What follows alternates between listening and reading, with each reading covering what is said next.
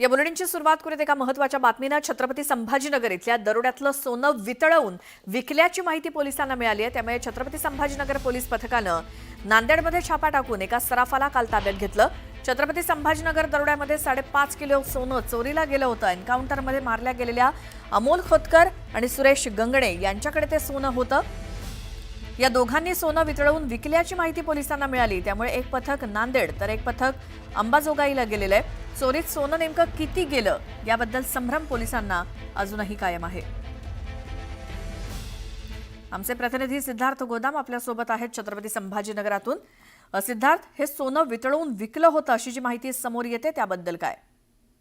निश्चितपणे हे छत्रपती संभाजीनगरच्या दरोड्यामध्ये जे 5.5 किलो सोन्याची तक्रार आहे ते सोनं नेमकं कुठं आहे पोलिसांना कळत नव्हतं। मात्र ताब्यात असलेल्या आरोपींकडून मिळालेल्या माहितीनुसार हे सोनं आता त्यांनी दागिने जे आहेत सोन्याचे ते वितळून विकल्याची माहिती पोलिसांना मिळालेली आहे। त्यामुळे नांदेडला एक पथक गेलेलं आहे आणि अंबाजोगाईला नांदेडच्या पथकाला काल एका सराफाच्या दुकानावर त्यांनी रेड मारली आणि त्या ठिकाणाहून एका सराफाला अटक करण्यात आलेली आहे।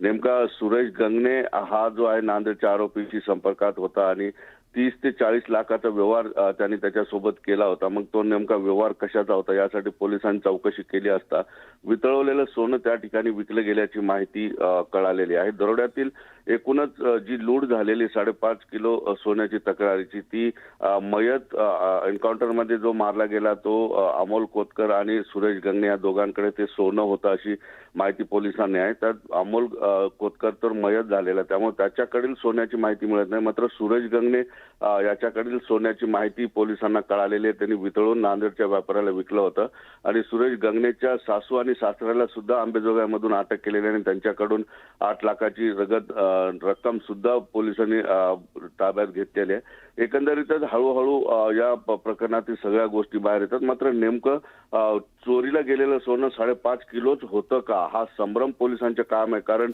आतापर्यंत जवळपास 32 ते 35 तोळे सोनं जे आहे पोलिसांना त्याचा हिशोब लागू लागलेला आहे।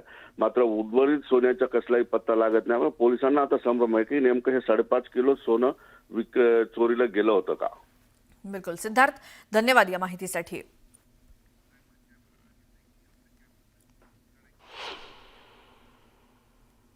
आणखी एक महत्त्वाची बातमी म्हणजे उद्योजक संतोष लड्ढा यांच्या घरावरती 15 मे रोजी दरोडा पडला होता। या दरोडेखोरांनी घरातील 5.5 किलो सोनं आणि 32 किलो चांदी लुटून नेली होती।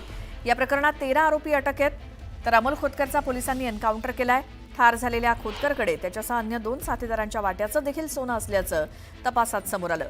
या प्रकरणी पोलिसांनी नांदेडमधनं दरोड्यातील 20 तोळा सोनं जप्त केलंय। एका आरोपीला सुद्धा अटक केली आहे, ताब्यात घेतलंय।